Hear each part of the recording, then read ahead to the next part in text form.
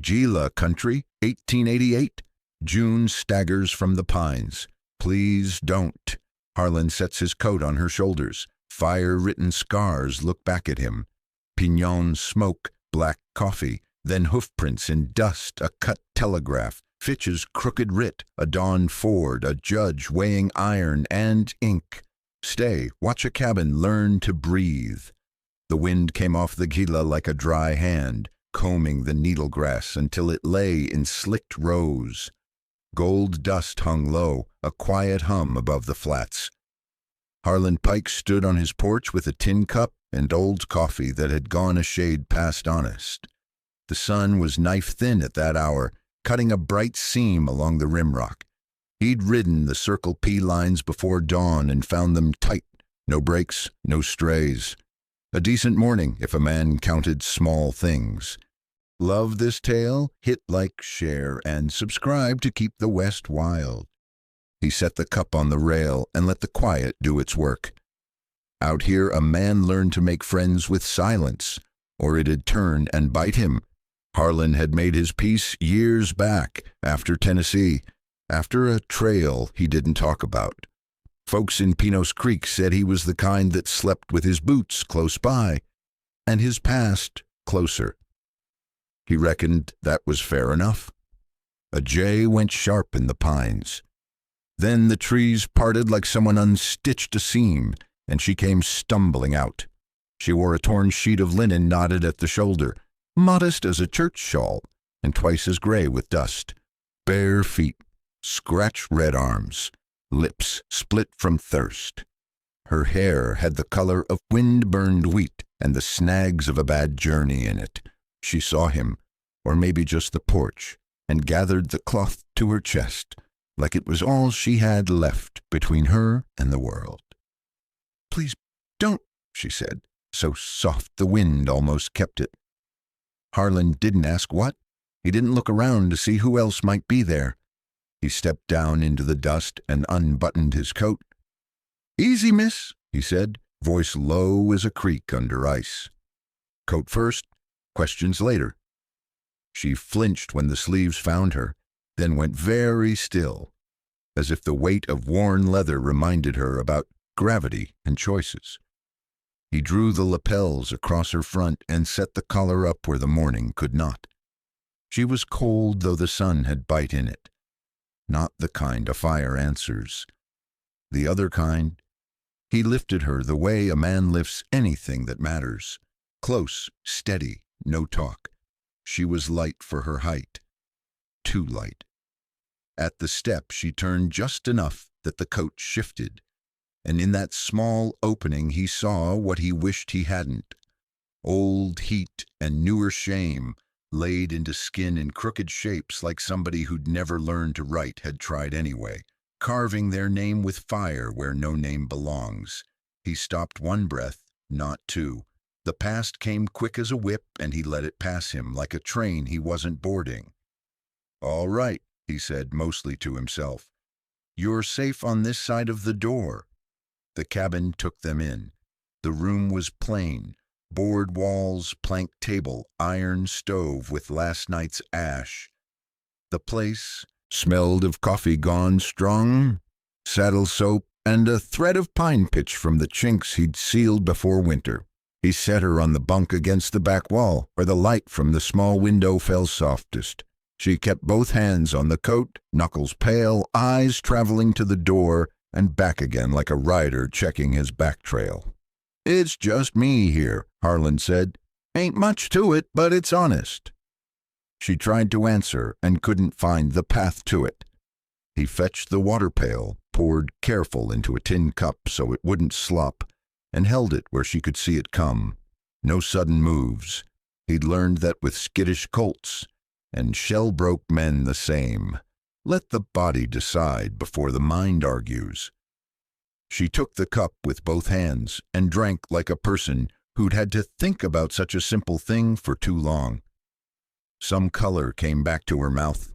Her eyes, gray as a wet stone, found his and held a second. Not thanks, not asking, just a mark laid down. "I'm still here. Much obliged," he said, as if she'd offered him something. Maybe she had. He turned to the stove, struck a match, and held it to kindling for the sound more than the heat. A stove talking is a house talking. A man hears that and remembers he's not a stump in a field.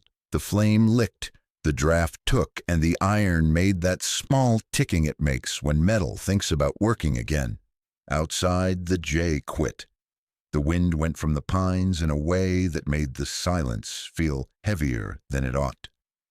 Harlan stepped to the window and let his eyes ride the timberline. Nothing moved, or too much did, which amounts to the same in country like this. He didn't ask her name. Names can chase a person back into whatever is hounding them.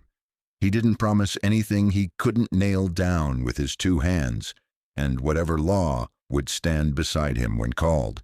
He just said, "Rest some. We'll see to the rest after." Her fingers loosened on the coat by the width of a fingernail. It wasn't much. Out here, it was plenty.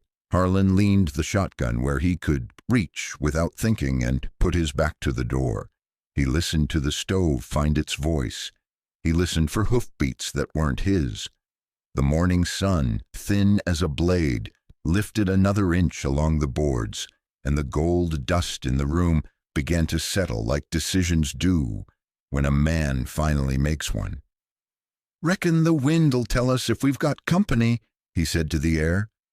The air didn't argue. The stove took to talking proper. Little ticks in the iron as the heat found its way. A low crackle like a heart that had been quiet too long and now remembered a job. Harlan fed it a split of piñon and set the lid, easing the draft until the flame settled down to work. The room changed with it. Cold corners softened. The boards lost their shine of worry. He set another cup on the table where she could see it, not close enough to crowd. The coffee was the Circle P kind, black, old enough to, vote, mean as a mule if you took it fast. He poured a finger's worth and let it steam. "No hurry," he said, mostly to the air. "We got all the time the wind gives." She had both hands inside the coat, like a small bird nesting, but one hand came out by inches, palm up for the cup. He slid it across the plank, slow. She lifted, sniffed, made a face a little girl might make at castor oil, then sipped anyway. The heat put color in her cheeks. That wasn't fear. Some of the tremble left her shoulders. "Water," she said again, clearer now, and he refilled the tin, careful so it wouldn't slap the rim and sound like a door. He moved around the room the way men do when words won't fit their mouths.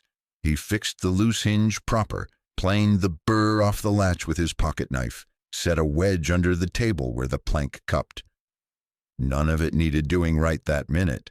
All of it said what he meant. This house is for staying, not passing through. Her eyes worked the room in small circles. Door, window, his hands. The stove, back to door. Each turn slowed, as if the circle widened just a finger's width with every lap. When his knife skated and clicked shut, she flinched, then let the flinch go. He pretended not to notice. A man can give thanks without saying so. "Name's Harlan Pike," he offered after a spell. "The way you tip your hat to a stranger without inviting more than they have to give. I ride fence for the Circle P. That's a line job. Check wire, count shadow when head won't hold still."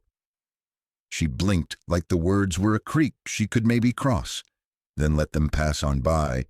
He didn't press. Names and places come in their own time, or not at all. A breath later, she tucked the coat tighter, and the sheet shifted under it. He looked away on purpose, took his coffee to the window, and set it on the sill to cool. Outside, the pines stood like courthouse men, straight, buttoned up, holding their stories. Sunlight slid down the trunks and pooled in the duff. A blue jay tried 3 notes and changed its mind. "You're safe for now," he said. "Doors stout, stoves working. Only thing mean in here is the coffee." That made a corner of her mouth think about lifting, not a smile. a half-memory of one. It went as quick as it came, but it left a mark. He fetched a clean kerchief from the peg, clean enough, and laid it on the table with a small tin of salve Molly Hart had traded him for mending her corral gate. He didn't touch her arm, he just set them there, open to the light. 4 scrapes, he said. Pine pitch and bear grease. Eli Ponder swears it'll fix a fence post if you rub long enough. Her eyes fell to the tin, then to his hands, square and nicked, then back to the door. She didn't reach. He let it be. The stove settled deeper, a contented old dog of a sound. The house breathed with it, plank by plank, like lungs learning they could again. The smell in the room turned from ash and saddle soap to something that felt like winter handled right. Wood smoke, black coffee, a touch of pine. Harlan could feel the quiet getting heavier but friendlier, the way a blanket gets when it starts holding your shape. He took up the broom and moved the day's dust off the threshold. He'd never liked grit underfoot. It sounded too much like someone coming. The sweep was soft, companionable. She watched the bristles, not the door. That was new. Hungry? He asked, already knowing the answer wasn't the point. He put a heel of cornbread on a plate and broke it smaller so it wouldn't feel like a dare. She took a piece, pinched it, and let it sit on her tongue a long time before it went down. Then another. The sound her throat made wasn't fear either. For a while the only talk was stove and broom and the small noises a person makes when they remember how to be in a room. Harlan finished the sweep and set the broom back, bristles up. He checked the shotgun by habit, thumb on the bead, chamber empty, shells on the shelf where a man could find them without reaching high. Something far off changed, not the wind. That went on about its business in the needles. This was weight, regular and trained, the ground telling on somebody. Hoofbeats light, then gone like a rider, easing his horse off the wash and onto rock. Harlan put a finger in the air without thinking, an old trail sign to nobody but himself, and went still enough to hear the stove breathe. He didn't look at her. He didn't need to. He felt the coat tighten across her ribs and the air leave the room for a count of 2. There now, he said, voice steady. Could be strays, could be the wind playing at cavalry. He eased the shutter just a sliver and let one eye out into the brightness. The timberline sat innocent as a preacher. The hoofbeats didn't come again, which in this country was worse than if they had. Harlan let the shutter fall back gentle. He set the coffee down and kept his voice where men keep promises. We'll let the stove do the talking, he said, and we'll listen to what the wind forgets. Her hand left the coat long enough to reach for the tin of salve. That was a whole mile for the space of a room. He nodded once, slow, like a man seeing rain think about forming over hard ground. Outside, a jay tried its notes again, decided on 3 and kept them. Inside, the house's heartbeat held. Love this tale? Hit like, share, and subscribe to keep the West wild. Evening took its time, and then all at once. Light ran thin across the floorboards and crawled up the wall until it slipped out the chink and was gone. The stove held the room together, steady as a hired hand that didn't brag. Harlan trimmed the draft to a whisper and set a fresh stick of pignon where it would catch slow, no flare. She drifted in the coat, head against the bunk slat, waking at small sounds, knife click, hinge sigh, a knot in the fire giving up. Each time her breath hitched, he named the sound for her without looking over. Just the stove settling. Just a knot talking. That hinge again, I reckon. Words plain as a fence post driven straight, set down so the mind could step over them without tripping. Night outside came clear as glass. You could hear far in that kind of dark, an owl turn its head, a coyote think twice before saying so. The air carried a dry sweetness of pine and the faint sour of creosote. Off the fence rails, a bough dragged a soft tick across the roof tin in the breeze like a fingernail searching for the right key. Harlan oiled the shotgun with 3 drops and a patch, slow as prayer, and put it back where his hand wanted it. He wrapped the coffee in a rag to keep it from going meaner than it already was. He set the salve tin a little closer to the bunk and left it be. A man can stack words all night and never build anything. Sometimes you put the tin where the light is, and that's the speech. Once, when the draft fluttered, she came up fast, eyes wide, hands ready to fly. He didn't move. He let her see him where he was, and not where fear said he'd be. The flare left her shoulders a notch. Their eyes caught and held a heartbeat, the way 2 riders touch brims passing on a narrow trail. It wasn't thanks, it wasn't asking. It was an understanding. He'd keep watch. She'd try to sleep. Doors stout, he said, settling the bar. Shutters, too. If the wind has anything to say, it can knock proper. She pulled the coat under her chin and let go a breath that had been waiting all afternoon to be let go. He eased onto the chair by the door, one boot heel hooked on a rung, the other square to the floor. The chair creaked a little like it had opinions. He let it. Hours have a way of stretching long and thin in a one-room place. He counted the stove ticks till they quit, then counted his own, and when those started talking back, he went to the window and slid the shutter, just enough that cold air licked his knuckles. Moonlight made the pines look like courthouse men again, stiff-backed, sworn to keep their secrets. Somewhere a horse stamped once and settled, then nothing. He stood with the quiet until it belonged to him. When he turned, she was deeper under, the coat pulled high, one hand free, palm turned up like she'd stopped fighting the sky.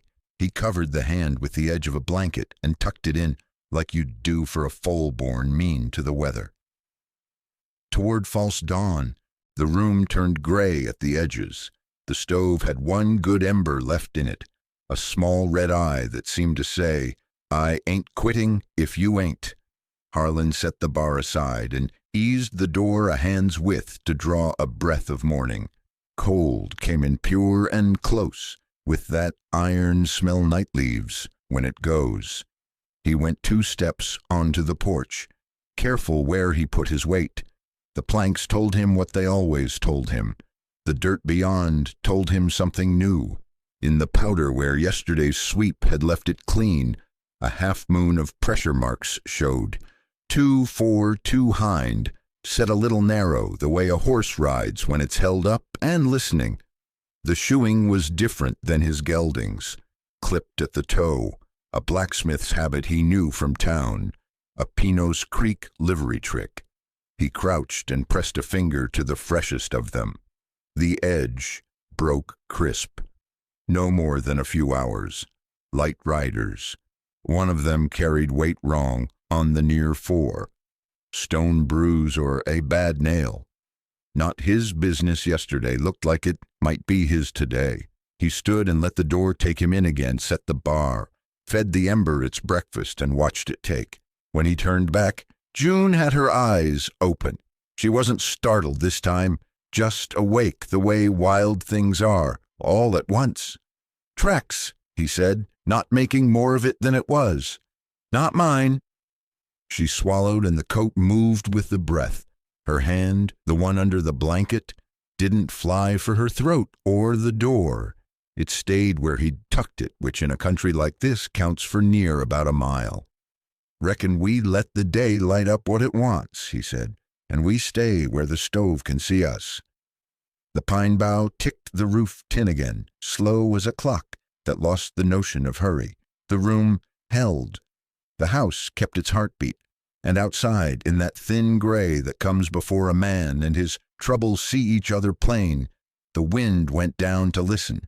By mid-morning the light went pale and steady, the kind that lays dust in slow sheets and turns a one-room cabin into a place where a man can hear himself think.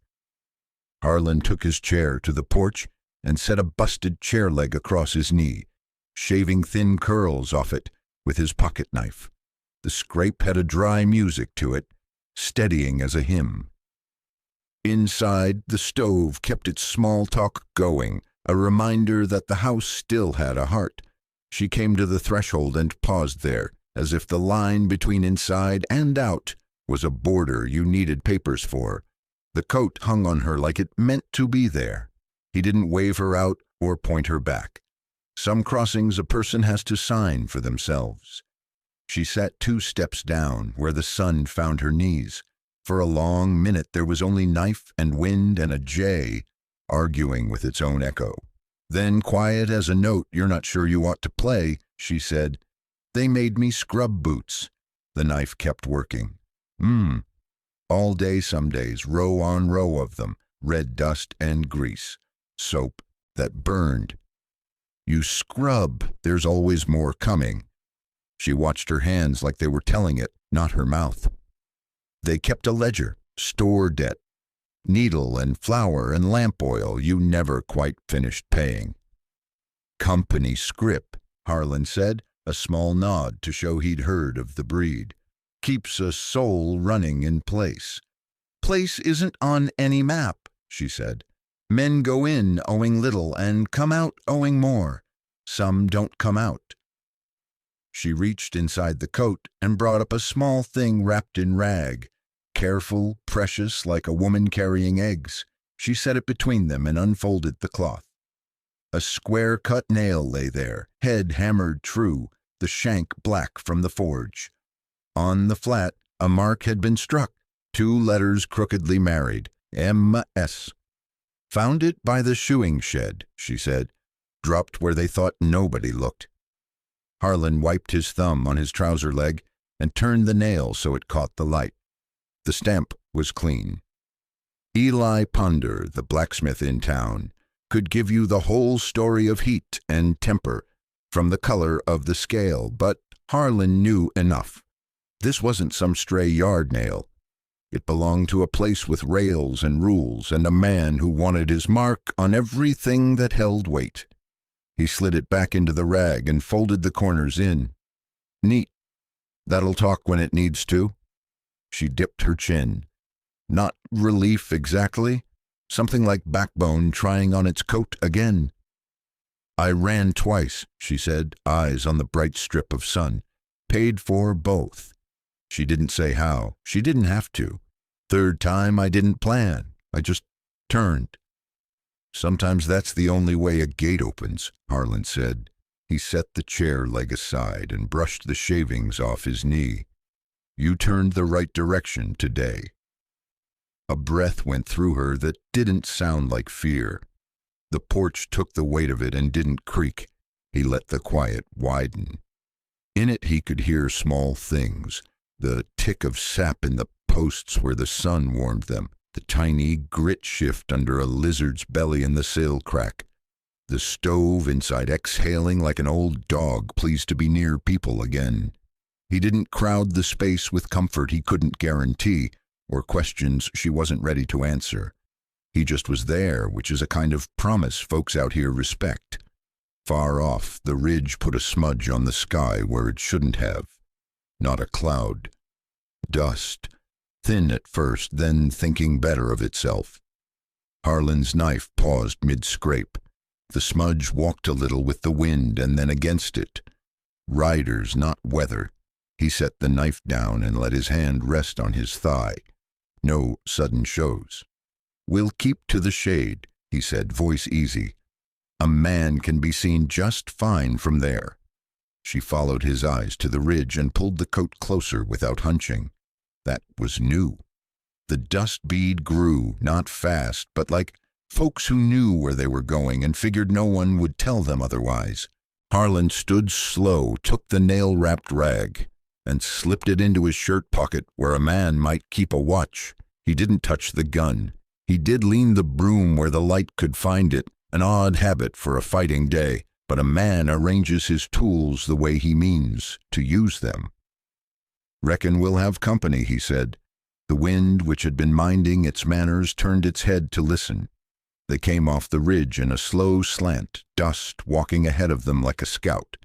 3, then 2, then 1 riding on like he owned the road, and the other 2 fell away to timber, wolves letting the brash one nose the yard. The front horse was a bay with too much bit, foam at the corners, shoes clipped square the way Pinos Creek's livery liked to do. The man in the saddle wore a vest too fine for ranch work, and a grin that tried to pass for friendly. He let the bay's shadow lay across the steps, and never asked if it was welcome. "Morning," he drawled, eyes not on Harlan, but taking the measure of the door as if a door could forget who it swung for. "June Rowan, come quiet now." Harlan let the chair leg rest on the porch rail. His pocket held the wrapped MS nail where a watch would ride. He was careful with his hands, open, easy, palms showing he hadn't bought trouble on credit. "This land's spoken for," he said, voice even as a fence line. "So is the law." The man's grin climbed a notch. "Law's a friendly creature where it's fed right." He touched 2 fingers to the brim like he'd been taught manners once and misplaced them later. "Name's Vance Doolin. I ride for the Mesquite Spur operation. She's company property till her ledger evens." June hadn't moved from the step, but the coat had settled different on her shoulders, less like a shield, more like a decision. Harlan could feel her listening the way you feel weather at the back of your neck. "Ledger's a poor leash," Harlan said. "Breaks when it meets daylight." Doolin looked past him into the room, saw the stove, the tidy table, the kind of care a man takes when he's decided to start living like a person again. It seemed to annoy him that a place could look that way without his say-so. He turned the bay a quarter and let the horse's shoulder press a little against the post, testing like a hand on another man's chest. "You got 2 ways here, old-timer," he said without heat, which is the same as with it. "She rides with me, clean and quiet, and nobody has to scratch paper, or I come back with paper and friends who read it loud." Harlan stepped off the porch the way a man steps into his own boots. He didn't reach for the shotgun. He let the fact of him be the thing. "You'll do what you came to," he said, "but you won't do it today, not off my porch." For the length of a held breath, the yard had no sound but horseflesh and wind. The 2 shadows in the pines didn't twitch. Somewhere a jay remembered its song and thought better of it. Doolin's grin gave up pretending. He spat a brown crescent into the dust where the sweep had left it clean that morning and turned the bay with his knee. "This ain't over," he said, which in that country is less a threat than a weather report. "Reckon not," Harlan said. The bay stepped off light.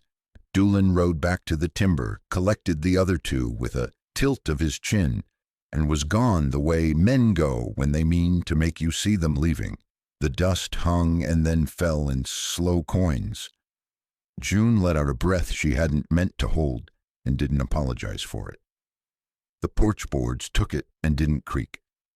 Harlan watched the ridge long enough to be sure the ridge was all that was left, then set the chair leg aside and picked up the broom. He moved the spit stain into the yard with 2 short strokes and didn't look like a man cleaning up after anybody. He looked like a man choosing how his threshold would read at sundown. Inside, the stove had kept its counsel. It greeted them with the soft talk of a thing that knows its job. Harlan set coffee to warming and brought down a stub of pencil and a clean scrap of foolscap from the peg box by the shelf. He flattened the paper with the side of his hand, the way you smooth a young horse's neck. "Got a friend wears a star," he said, not bragging it and not hiding it. "Name of Amos Haynes, Deputy U.S. Marshal when he's got to be. He'll want that nail and your word laid straight." June's hand found the edge of the table and rested there like it had found a rung in a dark stair. She nodded once, not for his sake but her own. The stove ticked agreement. Harlan wrote slow because slow writes truer. Facts first, names where they belonged. the stamp on the nail, the talk of ledgers and a camp that didn't trouble maps. He kept the pencil honest.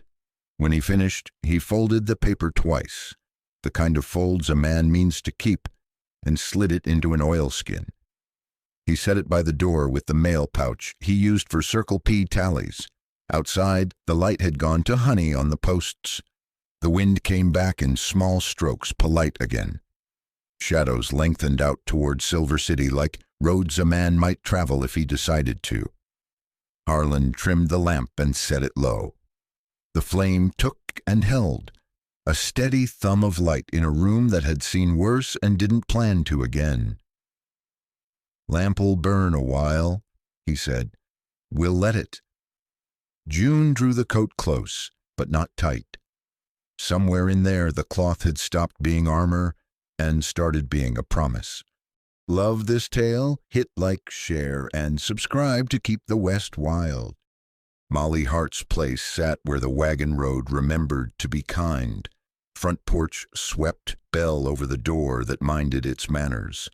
By the time Harlan got June to the back corner table, the room was warm with lamplight and cornbread steam. Coffee lived here in a way it didn't anywhere else.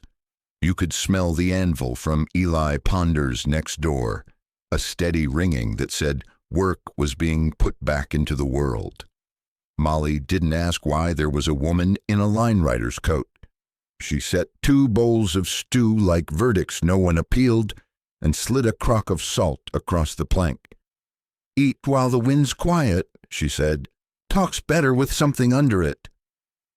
June kept to the shadow side of the table, the coat drawn but not clenched. The spoon rattled once against the bowl, then learned its job. Color came up in her face that had nothing to do with fear. Harlan let the stew say what he couldn't in a public room. Footsteps paused at the door. A man's shape filled the glass, and then the bell spoke. Amos Haynes came in like old leather, scuffed, serviceable, not making a meal of it. Badge at his vest, rifle slung low, a dust of miles on his hat. He saw Harlan first, June next, and the room the way a man sees a pasture line. What would hold? What might give? "Your letter smelled like gun oil and second thoughts," he said by way of hello. "Figured I'd best come before either dried." Harlan put the oilskin on the table and the rag-wrapped nail beside it. Amos unwrapped the square cut like a preacher laying down a text and rolled it under his thumb. "MS," he read. "Eli?" The blacksmith was already wiping his hands on a braid of waste, iron bloom at his knuckles. He pinched the nail by the shank and sniffed it like a man can smell heat after it's gone. "Mesquite spur stamp," he said. "Whoever's running that shed likes a hard temper and a short head. I could swear to it in any room where a gavel talks." "That'd be the county court," Amos said. "Judge Mallory still knows the difference between work and theft." Joy Ortega slid his hat back with one finger. He'd come in quiet, as vaqueros do, and taken the wall space where a man can see the whole. Warm Spring's outer pen is empty this week. She can sleep where only the moon finds her. He tipped his brim toward June. She answered with the small nod people give when they haven't had roof and kindness in the same day for a long while. Ty Carter pelted through the door like a colt that forgot it had legs, then remembered Molly's bell with a slap to his own mouth. "Sorry, Ms. Hart." He saw Amos's badge and stood straighter by instinct. Saw Doolin in the livery an hour back, talking quiet at men who don't know how to spell quiet. Molly refilled cups without asking. "Then we file before gossip learns to spell it for them," she said. "Eat, deputy. Coffee goes better with yes than with maybe." Amos sat, signed where his name meant something, and took June's statement in small squares she could step across. He didn't hurry the pencil. He didn't reach for words she hadn't put on the table. When she faltered, he waited, and when she finished, He blotted the page the way men put a hand on another man's shoulder. Once, firm, done. Plan simple, he said. Tonight she rides to Warm Spring with Chewy and Ty. Morning we lay these before Judge Mallory. If Mesquite Spurs got nothing to hide, they can come hide it in plain view. Eli tapped the nail on the plank and slipped it into a little twist of paper with his name across it. I'll swear to that mark. Been swearing to harder things my whole life. Much obliged, Harlan said. The words felt like a gate swinging on oiled hinges instead of wire squealing. They stood a while longer in the safety ordinary rooms can make. The bell jangled twice, the door breathed cold, the anvil counted time. When it came time to leave, Molly put a paper-wrapped loaf in June's hands. For later, she said. Later's a thing we keep around here. They stepped onto the porch. The town wore evening like a clean shirt. Blue light in the alleys, lamp gold in the windows. A boy dragging a stick along a fence on his way to nowhere in particular. From the edge of that gentle came Ty's voice, pitched low for men who knew to listen. Mr. Pike, he said, eyes gone far. Down at the ford, dry willow. 3 riders easing through like they don't wish to bother the water. One slips ahead every time the others blink. Amos's hand found the rifle strap by habit, not hurry. Harlan felt the old quiet settle in his chest, the way a stove's last coal settles into red.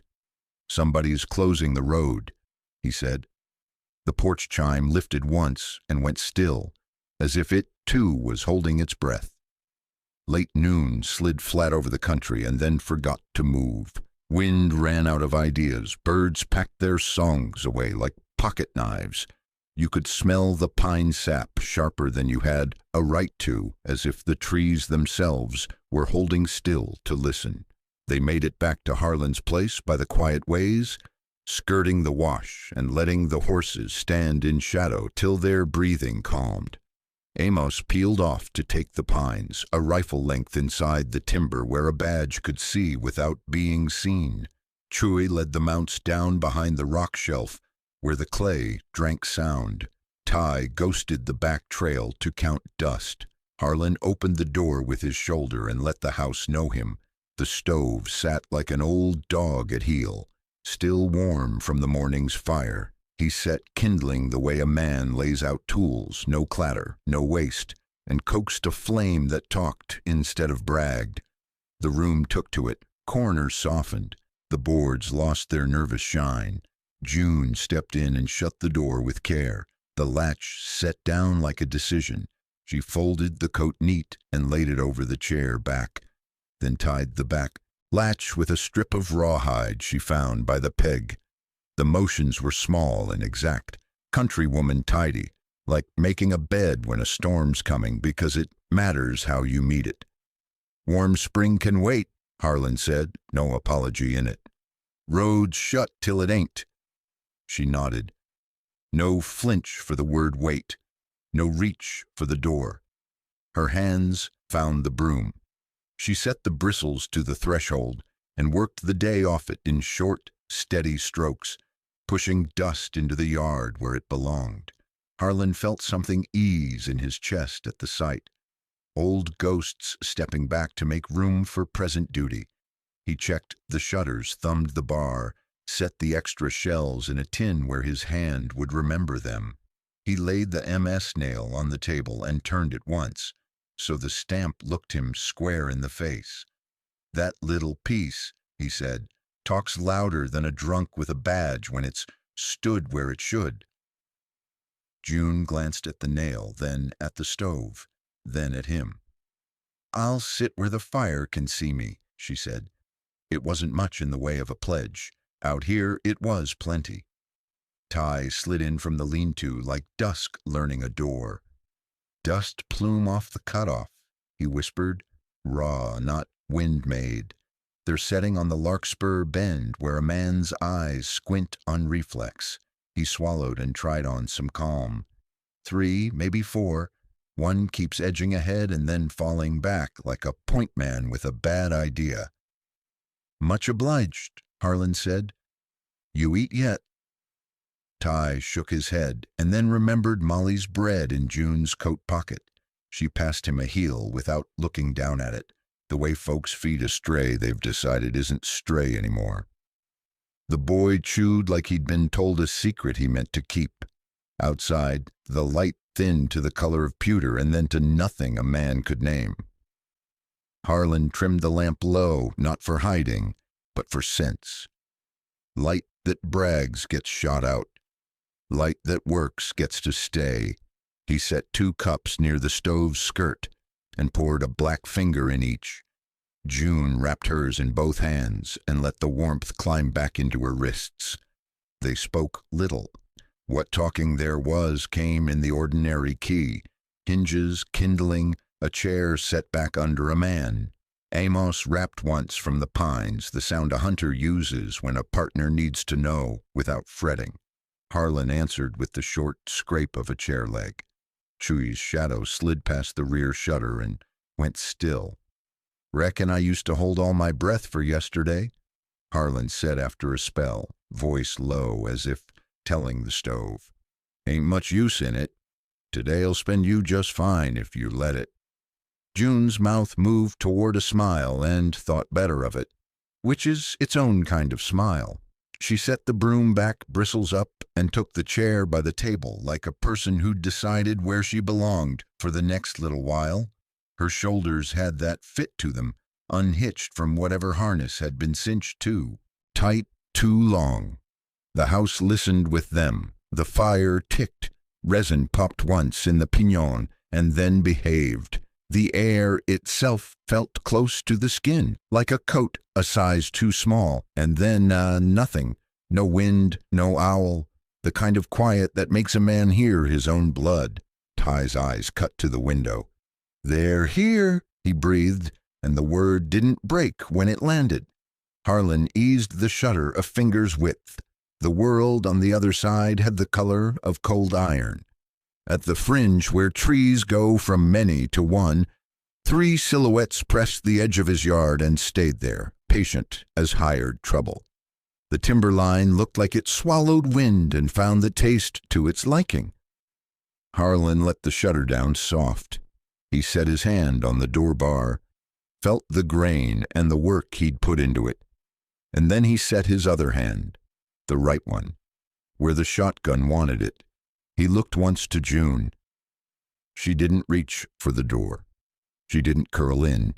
She sat square where the fire could see her. All right, he said, more to the room than to the men outside. We'll let weather be weather, and we'll be us. The bar under Harlan's palm felt like a live thing, grain warm from hands that had believed in it. He eased it up, not all the way, just enough that the door could speak if it needed to. The yard on the other side held its cold iron color. 3 shapes at the fringe, patient, the kind of patience that's been paid for. A horse stepped forward, slow, rider lifting his elbow like he meant to scratch. Only the hand fell toward his belt instead. Harlan didn't raise the shotgun so much as let it be where it wanted. The bead found a place in the air and the hammer spoke once. The shot bit dirt a hand's breadth from the man's spur, kicked grit up into his shin and sent his courage half a step back. The horse danced, then remembered its training and stood ashamed of itself. Silence closed again, tighter. Love this tale? Hit like, share, and subscribe to keep the West wild. From the pines to the right, a voice came level and worn.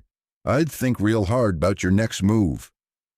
Amos Haynes stepped out of the green with his badge catching what was left of the light. He didn't level the rifle. He didn't have to.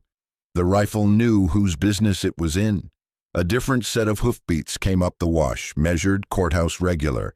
The rider who topped the low bank wore city boots and a duty that had soured on him. Constable Cole Hartley touched his hat like a man who still remembered his manners, and then held up a folded paper with a lead seal, winking on its ribbon. Mr. Pike, he said, voice pitched careful, Writ for vagrancy and arrears, county business. He looked past Harlan one breath too long, saw June by the stove, the coat, the quiet. His eyes slipped and came back. Don't make me read it loud. Harlan kept the door between him and the yard, the way a man lets his house do part of the talking. What arrears would those be, Cole? Ranch pays what it owes. Hartley wet his lips. Back taxes on your claim. Paid yesterday. Ledger says Calder Fitch saw to it, for the sake of peace and cooperation. The words had the sound of something memorized and regretted. He lifted the paper a shade higher. This here also names one June Rowan. No visible means, no papers. Subject to the vagrancy statute. If I don't satisfy the court, she rides in irons. If you sign receipt, we'll discuss your occupancy next week. Behind him, the rider Harlan had pinned, shifted in the saddle and found his grin again. All neat now, he said soft. One signature, and the lady gets a decent bed. Amos's voice didn't rise. Constable, you know the telegraph's cut west of Larkspur. Funny day for lines to fail. He let that sit. Federal interest here. Coerced labor. Interstate movement of hands. You serve that writ. You serve it under my eye. Hartley stared at the seal, like it might blink and change its mind. Judge's seal is true, he said almost to himself. Papers sound. He looked at Harlan. I didn't write this weather. No, Harlan said, but you chose to ride in it. June hadn't moved from the chair. Her hands were on the cup, not for warmth now, but to keep from flying. She watched Hartley, not Doolin. A person can tell which way a door swings by, who's holding the key. Harlan stepped out one pace, enough that the threshold and his boots could be seen on the same page. You won't take her on vagrancy. He said it like a man stating a brand. You bring a judge that ain't paid by the pound, and we'll talk law in daylight. The pinned rider laughed in a way that had no humor in it. Daylight's for people who can afford it. Amos tilted his head as if hearing something nobody else could yet. In the stillness, a glass insulator down along the wash pinged once, a wire cooling that had been hot and busy this morning. Somebody had cut a county's voice. Hartley's shoulders lost a notch of height. I can't leave this paper unread, he said, and then didn't read it. He slid it back into its fold like a man putting away a bad letter from a cousin. You'll be in town at first light, he said to no one and everyone, or town will be here. Town's already here, Harlan said, and let the bar rest back into its saddles. For a long breath, nobody moved. Then Doolin turned his horse with a knee, slow and showy. Boards tilting our way, he murmured. Try not to fall off it. They went off the yard like water leaving a pan, in no hurry, confident of fire elsewhere. When the dust began to settle, Amos lowered the rifle to a place that wasn't quite rest. They'll try the ford at gray light, he said. If we wait for their mercy, we'll wait long. Harlan looked to June. She wasn't shrinking from the doorway. She was looking past it, to where the wash bent and the cottonwoods put their heads together. Her mouth was set like a woman who'd finally found the trail that led away from a circle. All right, Harlan said to the stove, the badge, the door, and the pair of hands steadying around a tin cup. We don't sign nothing but our own names. We ride for Silver City at dawn. The room breathed once with them, and the wind outside remembered how. Gray came in thin and even, the kind of light that makes a man believe in second chances. Breath smoked from the horses, small ghosts that didn't argue. Harlan checked cinches by feel, not sight. Amos thumbed a cartridge into place and let the bolt settle like a door eased shut.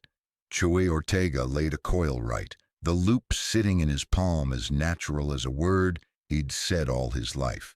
Ty Carter held the pack mules with a hobble strap. and a prayer that had dust on it. June swung up like she'd been born to saddles and then forgotten, then remembered again. She didn't ask about the road. Roads answer to the first hooves that dare them. They moved at a trot to the willow flats where the creek does its lazy work. Cold lay in there like iron, mist quilted low, and pebbles clicked under shoes, the way truth clicks under lies when it finally catches up. The ford spread wide and shallow, cut with dark runs. Willows leaned in to hear. Midway across, a bay came shouldering out of the brush, where the bank undercuts, hat low, vest too fine. The grin he wore yesterday had learned nothing. Vance Doolin put the horse square in their way and raised the folded paper like it was scripture. Two more eased out on the flanks downstream, already taking the high ground with their eyes. "That writ rides ahead of you," Doolin said, voice smooth on top. "Gravel under it. Lady comes with me by county law. You boys can argue theology in town." Amos didn't lift the rifle. He didn't need to. The badge did the work. "Federal matter," he said, calm as winter. "Coerced hands, interstate trading." "The wrong thing. You're out over your stirrups, son." Harlan felt the Ford's pull on his boots and let it steady him. He had one shot he meant not to fire and a house at his back. With a heartbeat he planned to keep. "Path's Silver City," he said.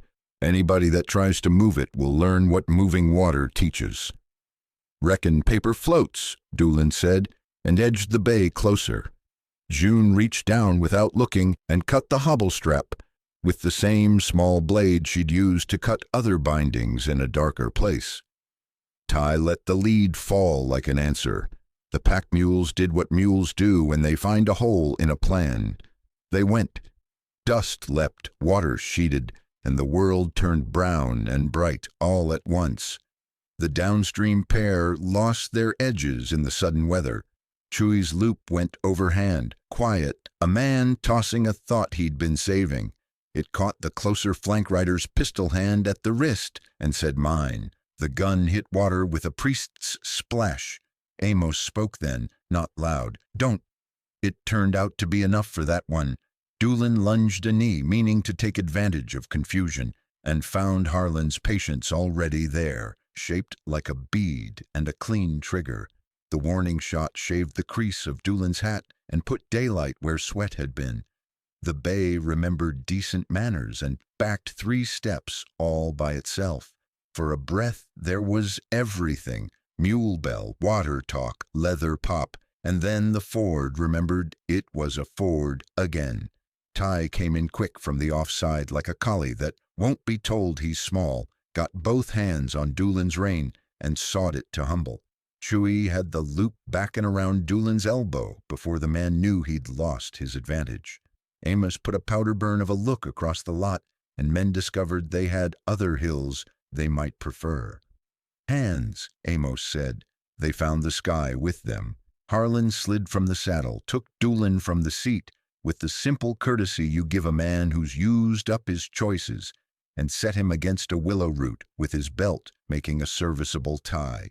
He looked the man over like you look a horse you're not buying. The vest gapped. A slip fell, a voucher with Calder Fitch's name, where a banker's ought to be, neat as the edge of a ledger.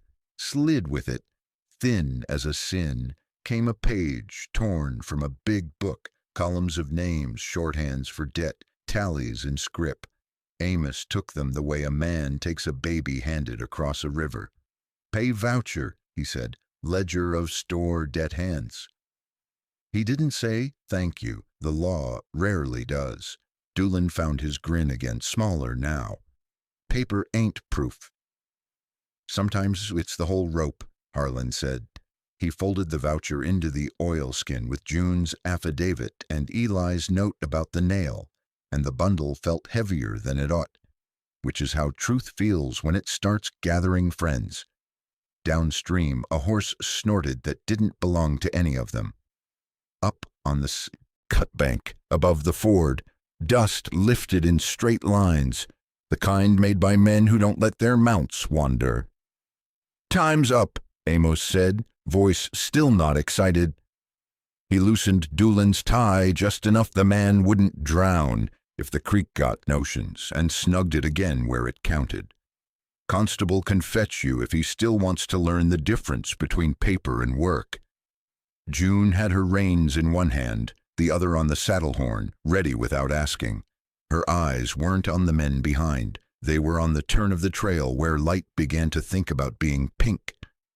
Harlan saw the set to her mouth, the kind that comes when a person understands the road won't save them, but riding it might. They moved. Not at a run, the kind of pace that gets you there, but with the weight forward, like people who'd made a vow and meant to keep it. The Ford let them go with a slap and a blessing. Water found the prints and took them away the way water does. Behind them, voices got smaller. Ahead, the country opened its hand.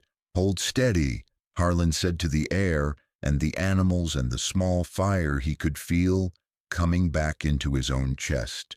The line to Silver City pulled like a good rope, and for the first time in a long while, he didn't mind being on the end of it. Silver City woke pink and soft, the kind of dawn that forgives a few things. Church bell counted the hour like it meant to keep them. Harlan, Amos, June, and the others came in off the flats with dust on their coats and the Ford's chill still in their boots. The courthouse sat square, a boxy kind of promise with steps that had seen most of what men do when they stop pretending. Judge Mallory's chambers smelled of paper and lamp oil and a clerk's breakfast cooling somewhere it shouldn't. Amos laid the oilskin on the table and unrolled the road they'd ridden. June's words in a steady hand. Eli's note about the stamp. The voucher with Calder Fitch's name where a banker's ought to be. The torn ledger page listing stored debt hands. He didn't raise his voice. He didn't need to. Some papers talk on their own. June signed her affidavit under Amos's badge, slow and straight. Her hand didn't shake. The judge watched the pen, not the girl, like a man who knows where truth climbs onto the page. "You're in protection till I say different," he told her, and nobody in the room made a sound big enough to jar that. The door opened on a scuff. Eli Ponder slid in sideways with Molly Hart behind him and a bag that smelled like cornbread and pepper. Eli had the MS nail polished bright so even a blind man could feel the stamp. "Your Honor," he said, voice blacksmith flat, "that marks mesquite spurs. I'll swear it with both hands and a Bible if you need the weight." Judge Mallory didn't smile. He didn't have to. He took the nail, turned it once, then twice, and set it where it looked at the voucher like two dogs who knew each other. "Deputy," he said to Amos, "you and your people will see this filed proper. Wires were cut on county lines. That's a separate charge, and a loud one. As for Constable Hartley," he rapped for the bailiff, "suspend his badge pending inquiry. If he rode errands for a speculator, we'll teach him the difference between paper and work." Hartley stood toward the back like a man who'd washed up on the wrong shore. He took off his star without argument and set it on the clerk's desk as if it had a sharp edge. "I'll answer," he said, and you could tell he meant to, and you could tell it wouldn't help as much as he thought. Amos gathered the filings with the care you give a newborn and a rifle both. "Mesquite Spur will feel daylight by noon," he told nobody in particular. Funny thing about daylight, it don't need permission. They stepped back into a street rinsed clean by morning. Molly pressed the paper-wrapped loaf into June's hands. "For later," she said again, and this time later felt like a real place. Eli tipped his hat. "Iron's honest," he said. "So's you." They rode out before the town could start thinking for them.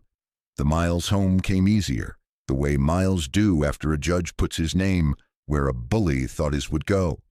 By the time the Gila country found them again, the sun had gone thin along the rimrock, and the wind remembered to be kind. At Harlan's place, the door knew them. He swung it open and let the house breathe. June went to the sill and set down a small bunch of wildflowers she'd gathered along the wash. No more than a palmful, but the room changed shape around it. She touched the glass once like a person checking the weather inside. Her hands were steady. Harlan took the broom and swept the porch at first light. The next morning, the way a man sweeps after winter has packed up. The bristles made that soft, companionable sound. Dust went into the yard where it belonged. The stove ticked approval, and the place put its shoulders down like it meant to stay lived in. They didn't say much. They didn't have to. June poured 2 cups, black and sensible, and set his down without looking where it would land. He took it like a man takes a promise he can keep. Outside, a jay tried 3 notes and kept them.